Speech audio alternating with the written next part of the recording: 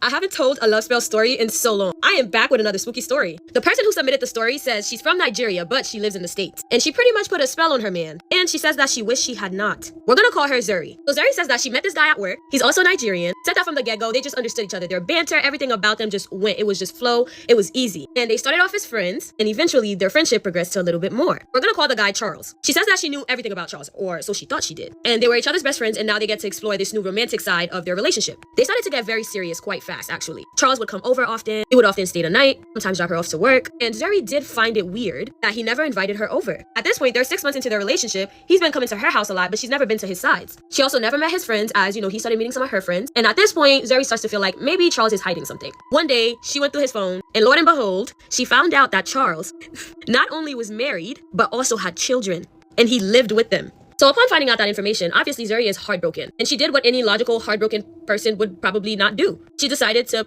put a love spell on him.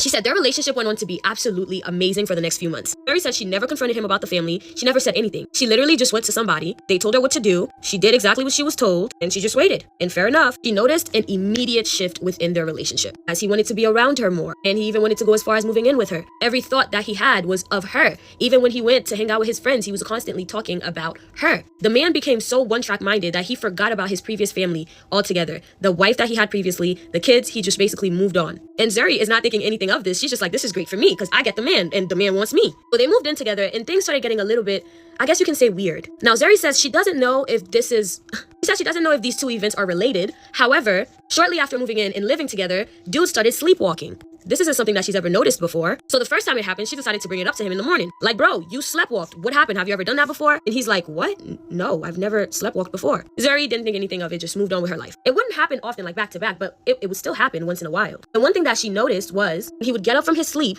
He would just basically get up from the bed and walk towards the door, walk downstairs as if he's being led by something or as if he can actually see, but he's just unresponsive, right? And he would walk to the front door and just stand there. So he's standing by the door, not moving. And Zuri knows that she's not supposed to just wake somebody up when they're sleepwalking, so she's just like, she doesn't know what to do. And after standing there for a while, dude would just start banging his head on the door repeatedly. And he would do it aggressively, somehow not wake up and just fall out. One day, Charles gets a call from his mother, who still lives in Nigeria. She said that the phone was on speaker and Charles is just talking to his mother, and his mother sounded very concerned. She said that she had had these terrible dreams about Charles and his girlfriend, and that she does not trust her. And mind you, phone's on speaker, so Zuri's hearing all of this. And obviously, Zuri knows that he's not gonna leave her, so it doesn't matter how his mother feels. Zuri says now she doesn't know if the mother winded up having more conversations with Charles, but things started to get really uncomfortable for Zuri. She started to have nightmares, and her nightmares were constant every single night. She was being chased every night by this horrifying old black lady with a long tongue that was that of a snake, chasing her every single night, whether she prayed or not. She said every single night she felt like the snake was getting closer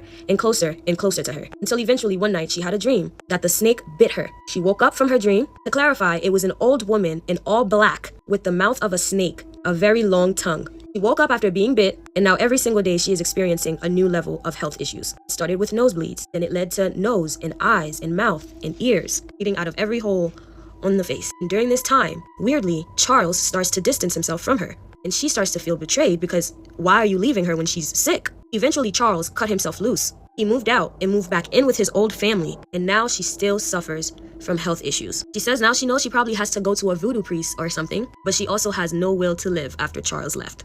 Wow, that was a really dark one.